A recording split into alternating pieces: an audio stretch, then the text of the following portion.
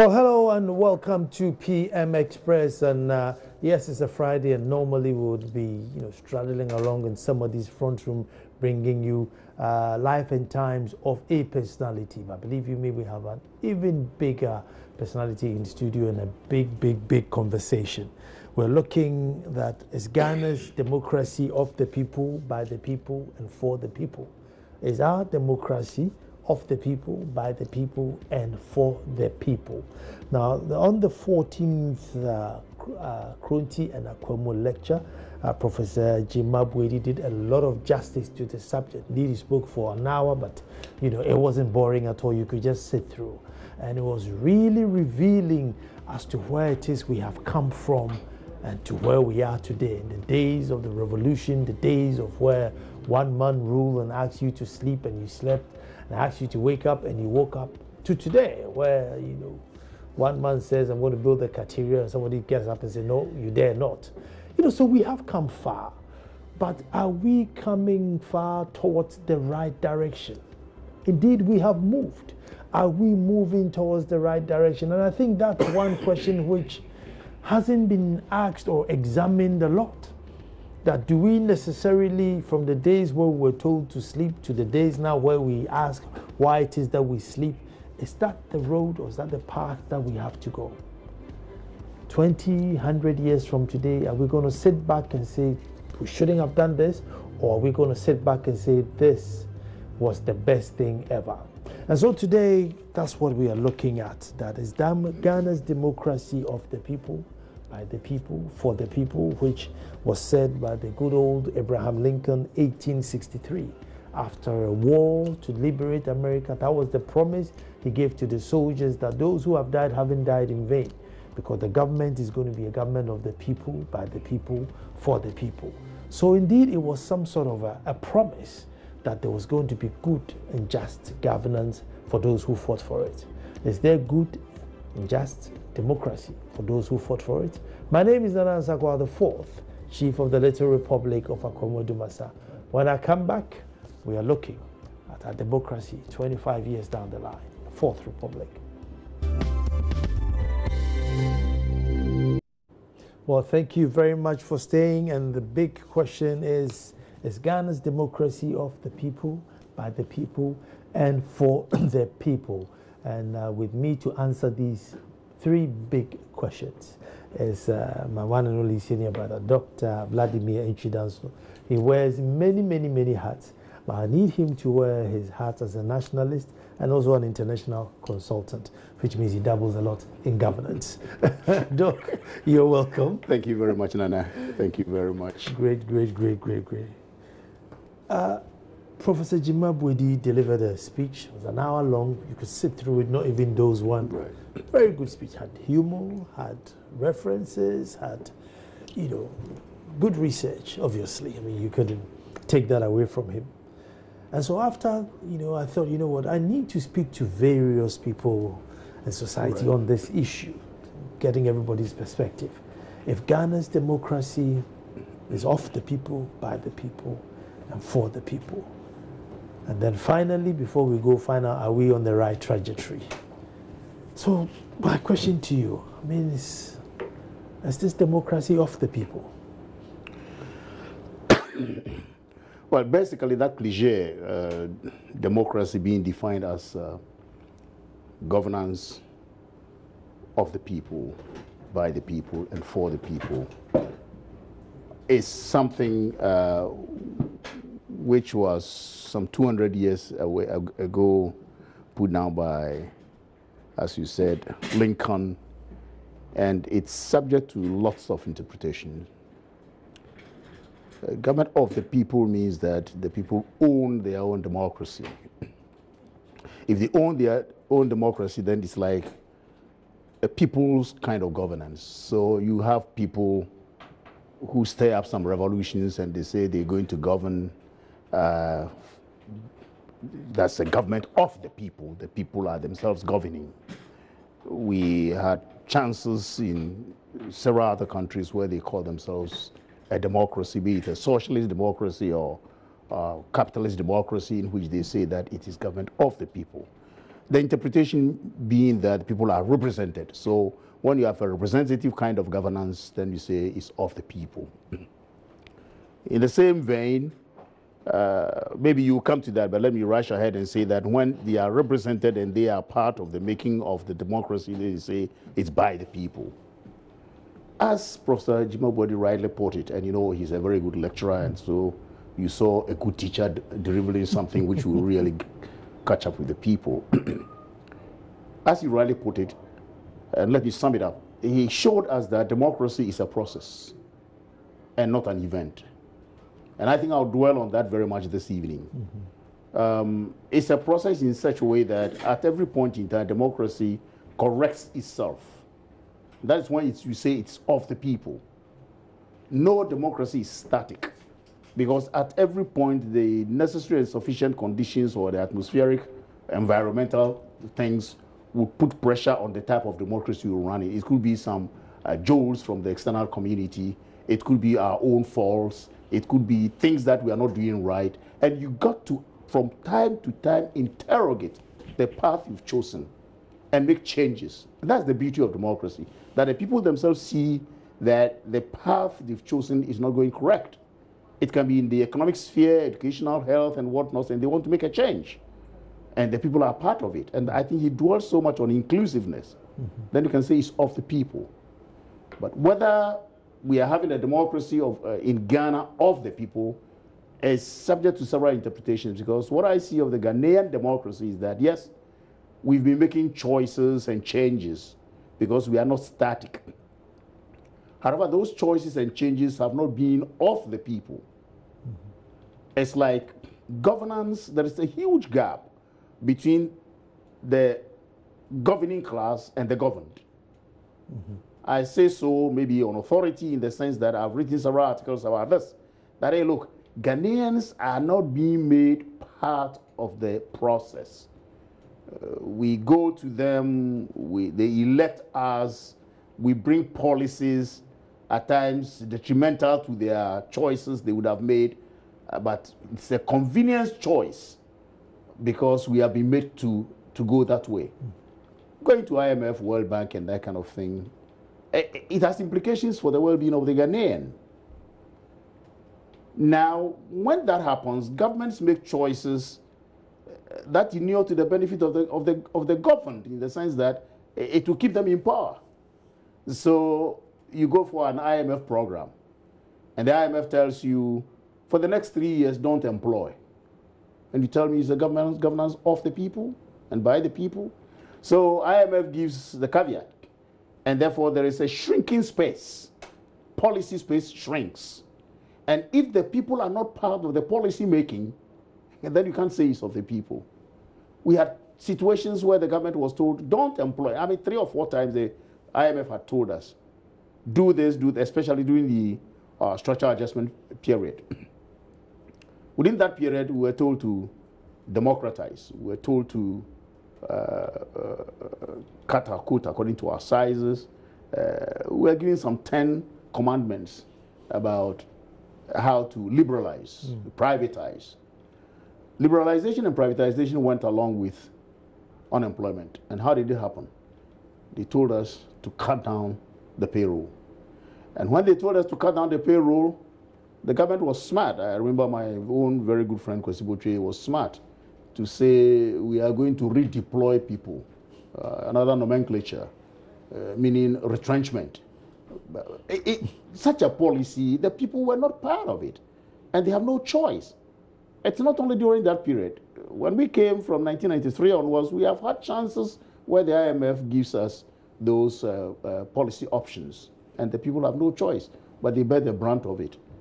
Again, when we have had elections, whatever happens after elections is nobody's game. It's a game of the government. They decide whether SHS should be free or not free. They decide whether SHS should be 3 years or 4 years. They decide whether we must have how many ministries, or in fact, the decision-making process in Ghana lacks the inclusiveness which Professor Jimabodi talked about. Yes, but our interpretation of the Constitution is this, that they took part in the election, so they are inclusive. That is where we have the snag. Because it's a representative government, Exactly. so you assume that these we guys assume are... that they, yes. But as soon as they have made those choices, it's finished. I believe it's about time, as Professor Jimabwadi said, it's about time not necessarily just pick people like the Athenian kind of democracy where everybody comes to the courtyard, you know, or the square to have their opinion. No, it's about time the devolution of power to the people should be complete.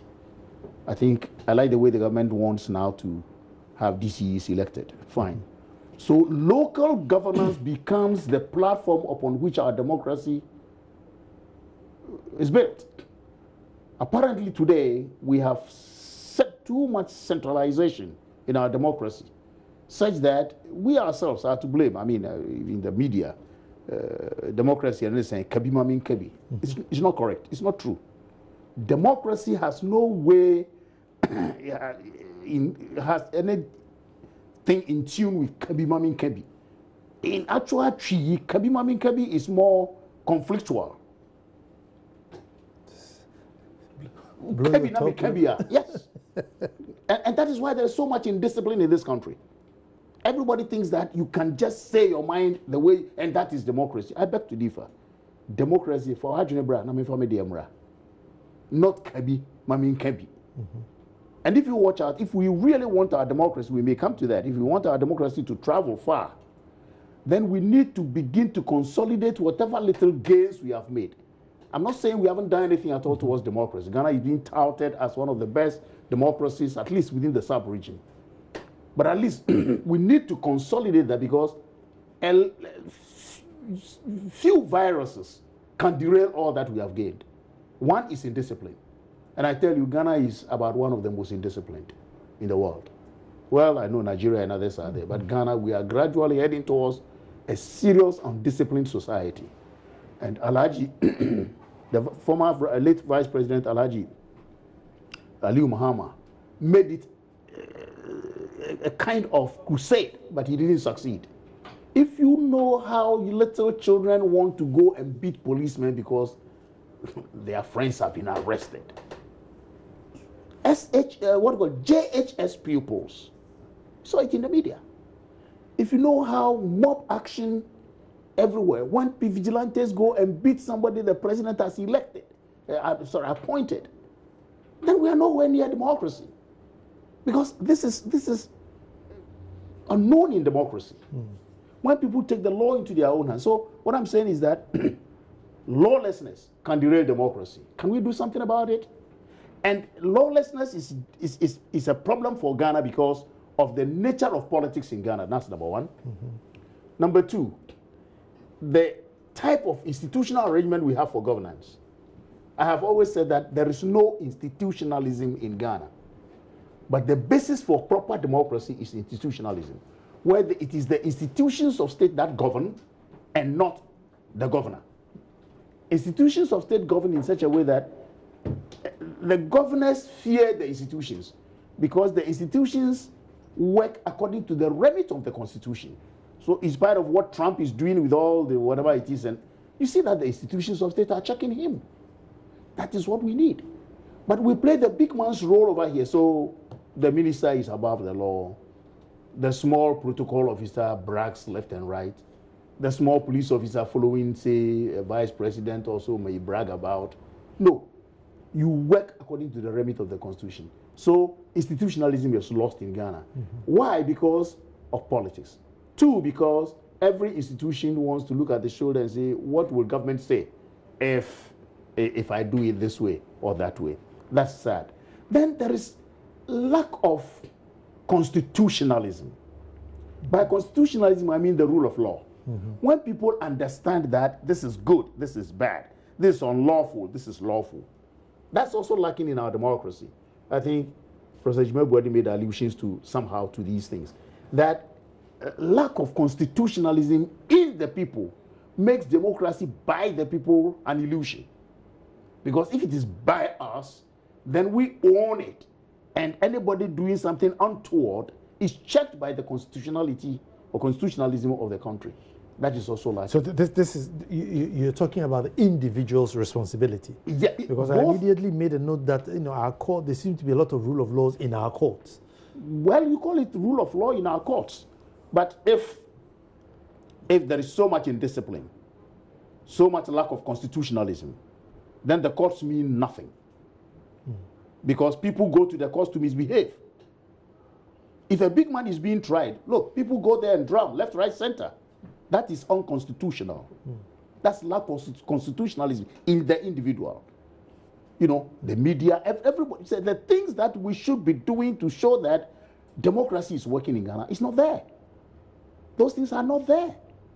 Individuals don't even understand. It's like, as I'm saying, there is a big gap between those governing and the governed. The governed believe that, well, they are not part of it. So when they don't like it, whether it is good or what, a lot of the things happening in Ghana are so unconstitutional that I ask myself.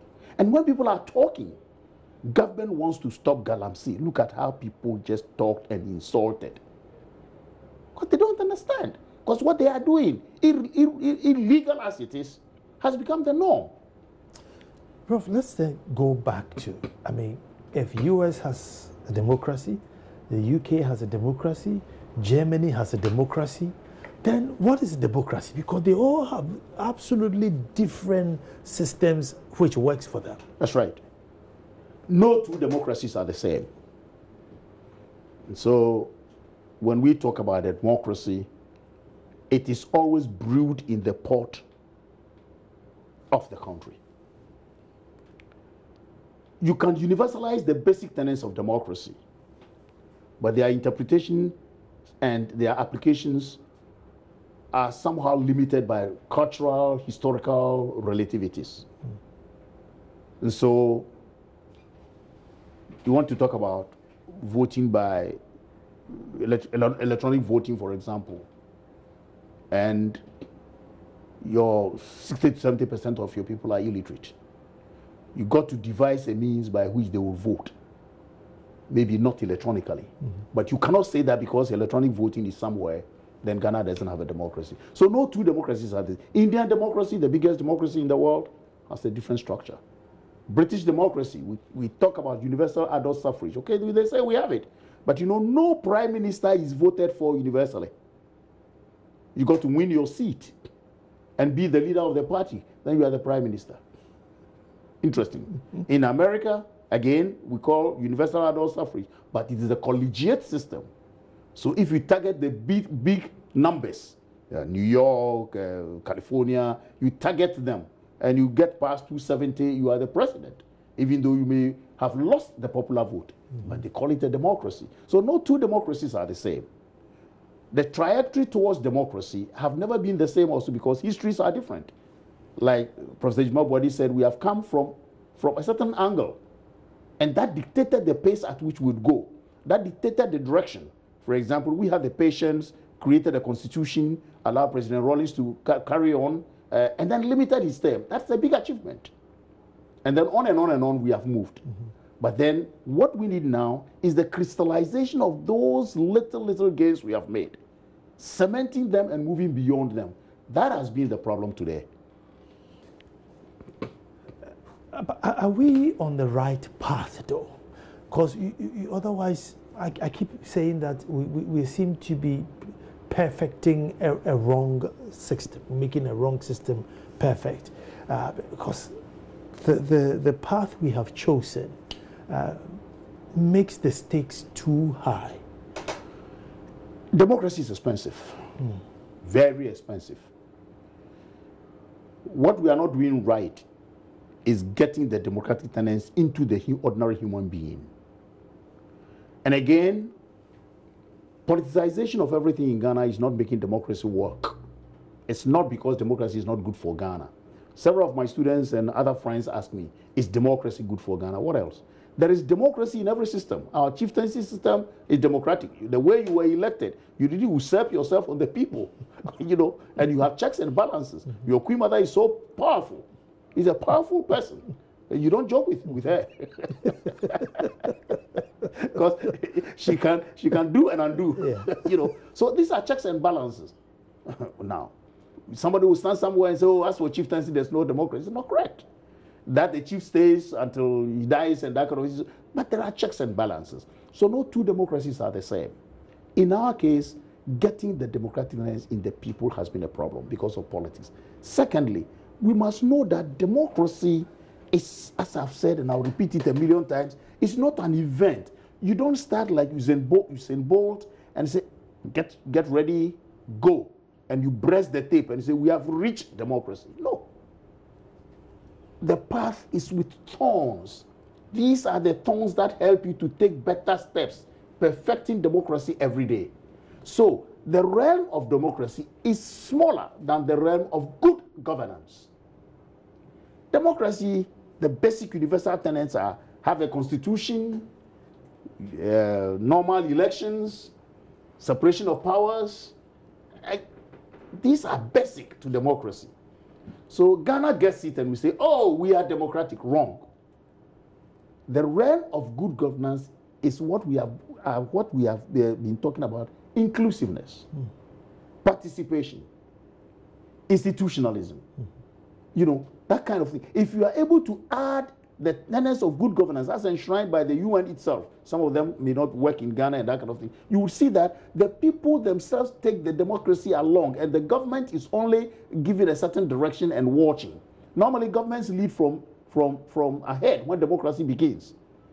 When democracy is grown, and you see the governments are only rather behind, watching the people build their own democracy. In our part of the world, in Ghana specifically, everything is government. And I blame governments for this because they always are thinking about the next elections. And therefore, they make the people say that, don't do anything, I'll do everything for you. Listen to me and take my instructions, kind of democracy. That's what we are having. So, Doc, it goes back to my question is, have we designed a democracy that makes the stakes too high? No, not we have designed. We are interpreting democracy the way we want so that we win the next elections. And that is the fault. The democratic path is clear. But when we say the rule of law, every government, don't you see the courts are available? If you have a problem, go to the courts. How many ordinary people can afford the courts? And how many big men have gone to the courts and we have seen a wavery kind of attitude? And yesterday there's the rule of law. All right? So we have interpreted it in the way that the so-called stakes you are talking about have been made high for us. It is the interpretation of those tenets of democracy by every government that comes to power. Every government that comes to power believes that he's right. All others are wrong. And when we do that, and that is why there is this staccato kind of thing. Kick, go. Yesterday, SHS was 3 years. A government felt it was good based on the Animal Mensa report to shift it to 4 years. A government comes. So the kind of zero-sum game kind of politics, us versus them politics, create conditions and make the stakes high for democracy. It's like people say winner takes all. I don't have a problem with the winner takes all. But the interpretation of the winner takes all, how we use it, how we believe since we have won, we can do whatever we like, creates the condition for a step forward, 2 steps backwards. Another step forward, 2 steps backwards. I have always said that, for example, if we want the democracy to be real in Ghana, democracy is political economy, you understand? Why is it that up till this point in our dispensation, 20 how many years? 25 years? Yeah. Why is the National Development Planning Commission not a technical commission made up of only technocrats? People who know, and what they eat and do every day is economic planning. That they know the amount of housing deficits we have in the country, water deficit, electricity deficit, all those basic things that human beings need. They plan. So they plan that in 10 years, Ghana should be able to, they would know the resources of Ghana too, internal and external. So they would say that this 2 million housing deficit should be liquidated in 4 years. This should be liquidated in 10 years. They draw a chart. So political parties go to the NDPC before they write their manifestos. And then they tell me that the NDPC says that we have 2 million housing deficit. I, Antwi-Danso, I have come, you voted for me, or I want you to vote for me. I am going to liquidate 1 million in the first 4 years. I'm going to liquidate water deficit test. So we measure them by what they are able to do. Today, if a government comes and doesn't fulfill whatever promises because of the nature of the economy, there's nothing we can do. If they are defeated, you can't do anything to them. If they are not defeated, you can't do anything to them. Is that a democracy for the people, by the people, and of the people? This is the problem. So you see, once we move along the real democratic line, we begin to strengthen our institutions in such a way that the institutions rule, not the governors. The governors are managers, and the institutions of state are those that represent the people. That is where democratic institutions work. But obviously what happens is that almost all the institutions, the heads are chosen by governments and whatnot. If we want to consolidate our democracy, we need to make a change. I have some time back suggested that there's no point why service commanders in the military, in the other services, police, SERPs, whatever it is, I don't see why their terms of office should be coterminous with the government in power. Absolutely. You're strengthening the security? They are professionals. I don't see a CDS who should say, I belong to MPP or NDC. You are not a good CDS. Or an IGP. IGP is police. So what is good for the country is why. So if a government meets an IGP, of course everybody has a link and the linkage to a certain party. Who may not be, he is working professionally. Let's let them work professionally. Even other service heads, why can't we have professionals? You know, you can't come and appoint all teachers to, a teacher is teaching pupils. Why should he be MPP or NDC or CPP? These are the areas where, of course, worldwide, some kind of like CDS and whatnot, big commanders and that, they are appointed by the head of state, actually. But it's not the case that you come and there is a good professional over there and you want to kick him out. Which is the case Which is the case for us. It's the case in Africa, generally. I want to take a break and come back and find out, since Prof is an international expert in foreign matters. Is there any country in history that started life by creating multi-party democracy and said, okay, that's it, everybody form your party and let's build our nation? If there's one, maybe we'll learn from it. We're coming straight back. Well, we're having a big conversation in studio, and we're finding out if Ghana's democracy is of the people, by the people, for the people. And just before the break, I wanted to find out from Doc if there's a country that's a budding country. He says, yeah, that's it. Multi-party system. Everybody who's over 40 form a party. Let's all compete. One will win, the others will wish your downfall so that they get a chance to also rule. And then eventually they get a chance, and then the other one will. I mean, is there, records of this anywhere? There is no record of democracy having started that way. Democracy actually is a form of governance that is always procured through the sweat and toil and demands of the people. So no democracy started with formation of political parties straight away and that kind of thing. Let's take the British system. There had been, situations where they have always wanted to curb the autocracy or the powers of the Queen. Monarchy. So on and on and on, several attempts were made, kings were killed, on and on and on, Guy Fawkes, until the Magna Carta, and all those things started democracy gradually. That your powers now, let's have X, let's have Y, let's Y. So everywhere democracy has started, and it comes to what we normally call the tipping point. Democratic theory will tell you that the people yearn for some kind of freedom.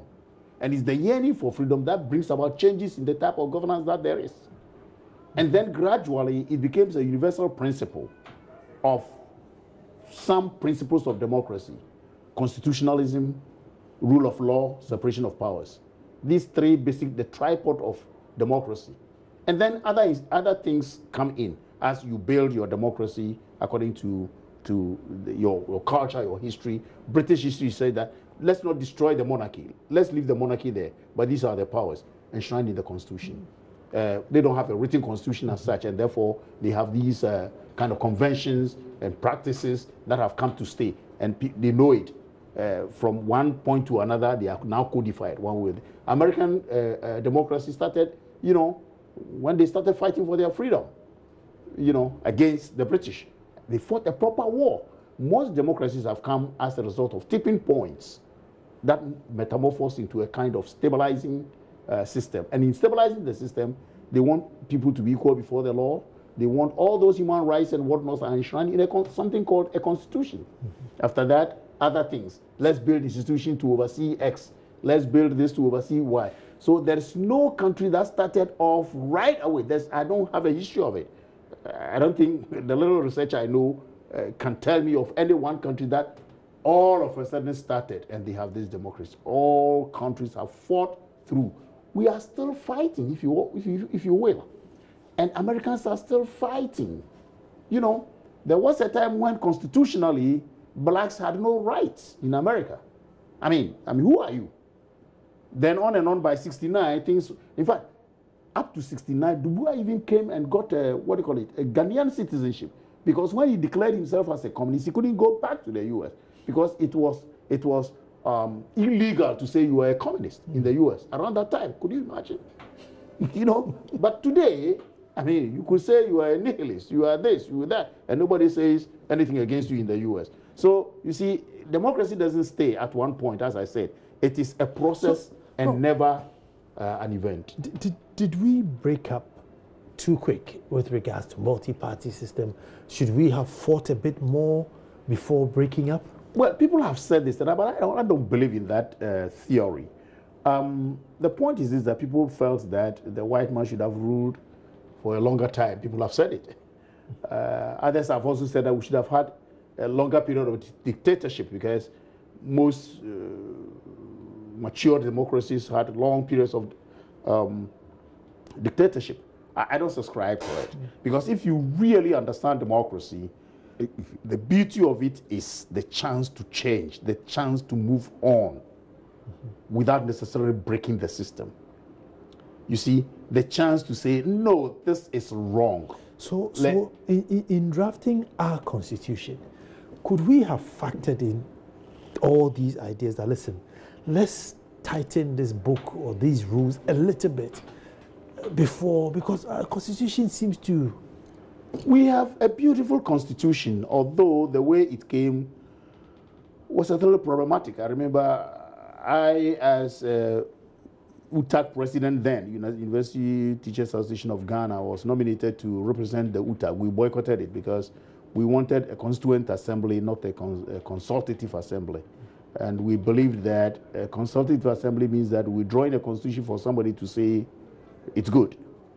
And I tell you, yes, I remember my own very good friend and professor, Kofi Kumado, saying some time back that after some 10 years of experimenting the constitution, I think he wrote a little article about it in the graphic, we needed to now fine-tune it. Nobody paid attention to him, even though he's that professional, a constitutional lawyer, until quite recently when we now are crying that we needed to fine-tune the constitution. And in fine-tuning it, you can see the volumes of what people want to come into the constitution. That's also laughable because a constitution should be as bare as possible for the institutions of state and other areas to take care of it. Our constitution, the practice of it has become an albatross on our neck. Number two, the interpretations given to the constitution through our system of politics that we are playing makes constitutionalism difficult in Ghana. There's no need to tighten things, put more things in the constitution. The American constitution is that tiny. I've forgotten how many pages. But it's that tiny. You can read it within 1 hour. But take our constitution. And it seems we want to put everything there. No. Laws. The parliament is there to continue to make laws. So why do we want to put everything in the constitution? Make it its interpretation a little more difficult. And then governments upon government try to work within the constitution and claim that they are right constitutionally. That's another aspect of it. There's nothing wrong with the constitution we're having. We can fine-tune it, we can allow the laws of parliament to work, but as I said, the rule of law is not working in Ghana. Constitutionalism is not working in Ghana. Let me give you an example of Rwanda. I mean, the constitution is basic. At times, most parts are just very laughable. But there is so much discipline in the country. There's so much obeisance to law. And people say there is a dictator over there. I don't know. But if he's a dictator, then he's a very good dictator. Because everybody is working hard. Go to Rwanda, who fought a war and had about 1 million people dead. But people, normally post-war situation brings so much indiscipline. But go to Rwanda, there are no gendarmes. We have our policemen wielding guns and that kind of thing around over here. You don't see that on the streets of Rwanda. And you ask yourself, why? Is their democracy working better? So at times I don't understand. But it is just because of the way we play politics over here. See, has this Rwandan story not called for this? You know, we say, look, we need an autocrat, you need a dictator, benevolent dictator, whatever name, but Professor Jima, in his speech, asked the big question that do you want change with no transformation, or you want transformation with no change? You know, it's a very big question. You see, you change without transformation, and normally a trade transformational leader understands why there's need for a change, where the direction is. That's transformational. We can talk about all the beautiful things about growth. Ghana was among the 17 countries that were touted as having fantastic growth in Africa over the last decade. But growth without transformation, and I think he mentioned something like that, is meaningless. Growth without the people growing, in terms of democracy, in terms of economics, and that kind of thing, is meaningless. Because you must know where the growth is coming from. If the growth, and especially the African growth that we're touting, were coming from the extractive industries, and it's meaningless. It doesn't enrich Ghana. It just shows in our indices about our foreign exchange level, our currency and whatnot, and we'll be boasting. I wonder at times when even the economists, mining economists begin to say things they say. For example, for the past how many years, our macroeconomic management or monetary policy, let me go narrower. Our monetary policy has been inflation targeting, and I laugh. The CD has gained this thing towards the dollar, and when the CD is dropping, people are crying and government is panicking. I laugh. Why is China not panicking and they always want to drop their currency rather? Because a hopeless currency is good, especially when the country is producing. So we must target production, so that the lower our currency, the better it is for export. But we are not targeting that. We are targeting inflation, and the IMF applauds us, and we applaud. And the citizens are making all the noise. When the government came, the city has gone 5 cities. I laugh. It means we don't even understand these things. So it is the interpretations we give to our democracy that create the condition for people to be poorer, both economically and poorer in knowledge. Now, if you watch out, our people are so poor that everything has been given to God. And the biggest indiscipline we have in this country is coming from religion, if not from Christianity. You know, and that is dangerous for democracy. Why? Because the more your people are illiterate, they don't understand even their own rights to be able to be part of the democracy and by them and for them. Doc, if we were to go on the streets today and ask, you know, the average switched-on guy if they prefer this four-year business or they will run the Rwanda system where, look, there's one good man at post making sure things work. I'm sure this 4-year thing will fall in water. Should we come back to the table on this 4-year thing? Nobody has written anywhere that democracy means go 4 years. It's not written anywhere in any dogma that democracy means every 4 years. It is the practice of it somewhere that created the 4 year. We could go 5 years. The French don't go 4 years. So why? President Kufuor made a very good suggestion. People started insulting him. He has practiced that. He said, if I had the chance, this presidential term would go 5 years. I think he suggested also that the parliamentary term should stay 4 years. And it's so beautiful because in that matrix, there was the possibility that a president could meet an opposition kind of parliament for real checks and balances. We insulted him. We could have, on our own, believe that the 4 years is not good. Let's go 7 years. One time, gone. Or let's go 10 years, one term. It is us. So when we change this 4 years to something, nobody nowhere is going to tell us that Ghana, you are not democratic. As I said, democracy is when you are going along and fine-tuning things, but not when democracy is never static anywhere. Absolutely never static. So we can, on our own, decide that the 4 years is not going good for us and be able to change it. We can, on our own, decide that the voting system, the pattern that we have chosen, secret ballots, whatnots, and Professor Jimebwadi even made allusion to that, talking about how many years now have we gazetted the results, and all those things are things that should inform us that can we change the trajectory, can we change the way we do things within the realms of democracy?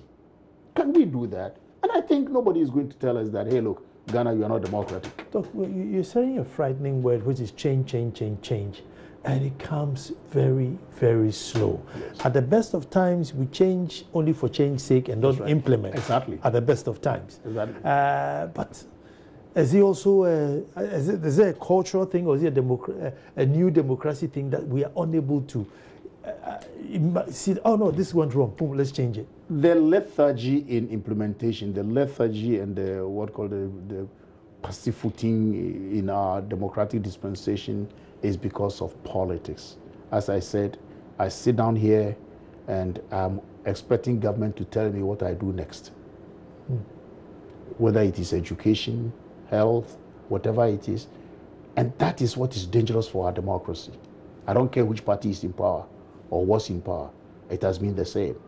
The people are always looking up to government to say, here is where we're going. And we all like sheep follow. When it's not the correct path, then we begin to grumble. But if that were not the case, if politics were not the defining line for our democracy, I think somebody was yesterday in one of the programs trying to analyze Professor Jimebwadi's paper, was saying that we have been turned into a kind of sheep trying to follow whatever government says. And I think I think I agree with him that government upon government do not make us become part of the democratic line to define where we should be going. We are not using our technocrats the more. We are not understanding. I pity Nana Addo Akufo-Addo very much. I've said it. I'm not playing politics over here. There are very fine things on the table. One district, one factory, this and that, and everybody is folding and waiting for the factory to drop from heaven. People are asking, what is the 1 billion you promised? What? No, come on. Is Nana in the district? And every district? It's a chance for the people themselves. But because we have been made to believe that government is omnipotent, all-knowing, all-giving, we folded our arms. At times I blame government. Let me use where I am more perfect. Forget about international relations now. I'm a teacher first and foremost. And I used to be a PTA chairman in one of the schools, Aburi to be precise. Parent-Teacher Association. This is an association democratically done. It has nothing to do with government. Government has no right to even tell us who should be the chairman. We have formed our association. We are levying ourselves. and you have a minister writing to the headmistress, if you don't take care, I'll demote you, or parent-teacher associate. It has nothing to do with headmasters. And then I drive to the ministry, angry, of course, only for the deputy minister then to tell me that people come there, they can't pay. They can't pay what? It's a levy. And most of the developments we have had in the school is because of the PTA, not government. And if our government, I'll keep my mouth shut and close my eyes because they are part of the democratic process helping to do it. Currently, I'm the chairman of the board of my hometown school, SHS. You achieved there. I'm also a governor there. You know, and again, to my horror, they said PTA dues, those who are now on the free SHS don't have to contribute. I said, what? I'm yet to find out from the ministry whether they have a right to tell PTAs. PTA is not government organization. It's parents who have come together. So, Nana, our democracy will be hanging if people are not allowed to be part of it because they believe government will bring it. What an interesting conversation. What an interesting conversation. That's a good conversation for Friday, isn't it? That was a good one. But let me remind you one last time that Women Call to Worship, which is obviously, I told you I'm associate member of the Standpoint for obvious reasons. And the Standpoint is 10 years old. So to mark the 10th anniversary, they are having a Women Call to Worship at the Trinity Baptist Church, 12 noon. 1st September, Saturday, 1st September, 12 noon. Be there. They have a whole host of artists and wonderful guest speaker. It's going to be a beautiful, beautiful event. Prof, it's closer to you, so I'm inviting you. Sure, sure. We'll be there to support. Thank you very much. You're very welcome. And for you at home, thank you for watching. We'll be back to do this all over again.